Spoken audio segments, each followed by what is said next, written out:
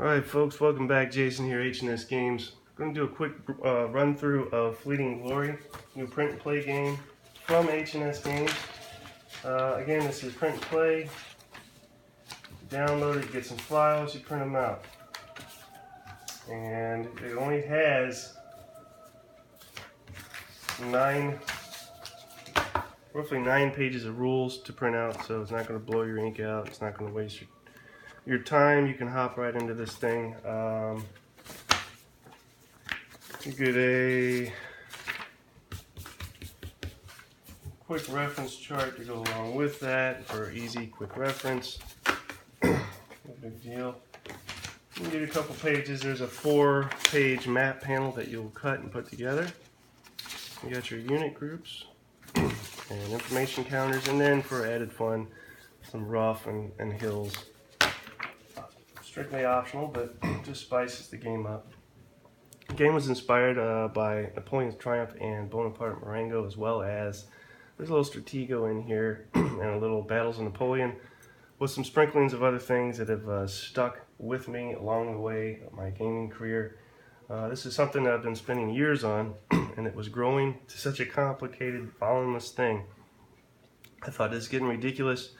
Let's just abridge it, make it playable, and get it out there. So that's what we've done. What is the premise of the game? The premise is abstracted battles in the Napoleonic era. Again, designed to be played solo, but can be played head-to-head. There's chit draw, hidden information.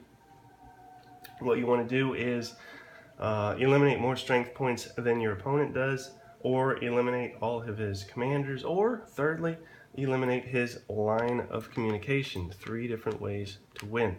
So what we got going here? We have a unit is an individual piece, although it can be a unit group. Typically a unit group will consist of 2, but again, a unit group can consist of 1. You will need to randomly determine how many unit groups a side starts with. So we'll roll for red. You're going to roll 3 dice 6 and add 6. That's 6, 7, 8, 9, 10, 11. And he's going to start with 17, so that's 2, 4, 6, 8, 10, 12, 14, 16, 17. And now we'll roll for the blue. 4, 5, 6, and 6 is 12. 2, 4, 6, 8, 10, 12. Now, you can leave it like that, but there is a decided advantage for red. If you look in the optional rules section, there's a balance that allows you to adjust. So since red has, let's see, what, 17? For every 3 units greater than blue, you can adjust the morale of red. Each army starts at 10, so I think he would start at 8 based on the number over he has than blue, and blue would stay with his morale at 10.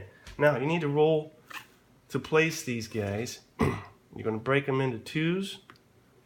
This is how they will stay. And I'm not going to place all of these, but I'll do enough of them so you get a feel of how to do it. You may be left over with 1, that's fine. It's just a single unit group. You want to keep all of this face down while you're doing it. You're going to take a D10 and a D6, roll them. Here's how you do it. 1, 2, 3, 4, 5, 6 for the D6. That's your rows. The D10 is for your columns. So you take this, he's going to go here, 1, 2, 3, 4, and end up there. You do the same for the next one. Do for each unit group. Again, 1 and 2 is here, all the way down to 10. I'll do one more. He is also at 1 and all the way down at 10. If you place where there's already a unit, then you place adjacent in the same row. That would be there. You can randomly determine if there's an ambiguous site that can be placed.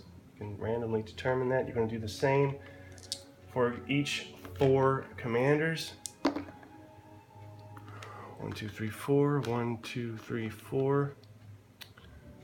And your line of communication. Roll to place. 5. And all the way down to 10, 9, 8. Once all that is placed, let's assume that it is, you put your other 4 commanders chit draws in the draw cup with the blue together, combined, mixed. Let's pretend everybody's placed and take into consideration positioning within the grid. So if you have a unit group in the center, that is a maneuver order. If he is placed towards the front, that is to say towards the frontmost part of a square that faces the enemy side, that is an attack order.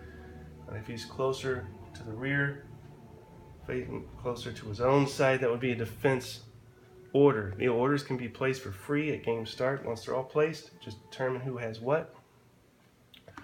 Then you draw, actually that's not true, you roll for action points. Action points actually can be chucked if you don't like.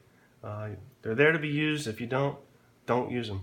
But we'll assume that there's action points. This time you're going to roll a d10. For red, they get 10 action points, and as the max they can get. Blue only gets 2 action points. Basically, you spend an action point. A unit group will spend an action point to do something, attack, maneuver, etc. Then you draw a chit. So let's say we draw commander number 2. What does that mean? Well, that means you're going to roll a d6. You need to roll a 2 or less for that commander to activate. He did not, but assuming he did, he would then be able to activate a unit group, any unit group that he is adjacent to.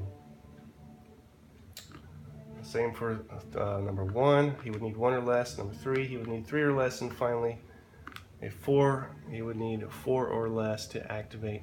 There's a variant for this on Board Game Geek. Take a look at that if you like, but that's the basic way to do it in the core game rules. Then you will again conduct actions, and for combat, it is the unit that is activated that does something. The unit that is attacked does nothing until his turn, but you'll turn the front unit face up of each group and go from there. So 1 strength point infantry is what that represents. You'll roll 1 die 6 looking for a 6. He did not get 1. Had he did, you would consult the combat results chart, and for each hit you count down on the combat results chart to the appropriate result. So let's assume he had 1 hit, which would be a 6. That would start here, a +2 morale check for the red unit group. If he had 2 strength points and some modifiers, he was able to roll 3 hits. You would just count down on a combat results chart to the 3. That unit group would then be disordered. That's how that works. Units can, again, disorder would be represented by 1 yellow, and a routing unit would be represented by 2. Unit groups can route off map, which would count as victory points, strength points eliminated. For the opposing side, you've got your rallying in here to, again, for morale checks, to bring a routing unit back to fighting order. And that's pretty much how the game plays out. If I didn't mention already, I'll mention again that you can win the game via strength point elimination or capturing a army's line of communication, or elimination of all 4 of the side's commanders. Turn track represented by chit, count down 10, and you'll notice there's a thin strip margin around the game board proper. Ignore that, it's aesthetic, for aesthetic purposes only. Go by the grid on the board. So 1, 2, 3, count down. Each game can last up to 10 turns. There's some optional rules in the rule book that allow you to disregard the grid system so that you can use measuring sticks for movement. 1 move would be represented by a single unit length, or I've made my own measuring stick here, 3 of those. 1, 2, 3. Options, and again, I had a lot of fun developing this, and it plays pretty interesting. I'm particularly fond of the setup procedure. I think that makes for just a grand old time, and plenty of tactics, plenty of chance. You've got your dice here, but you know, pretty proud of it. So Again, this can be had from H&S Games for only $5. Download, print, and play. Tell a friend, tell an enemy. That's basically it. Till next time, talk to you guys later.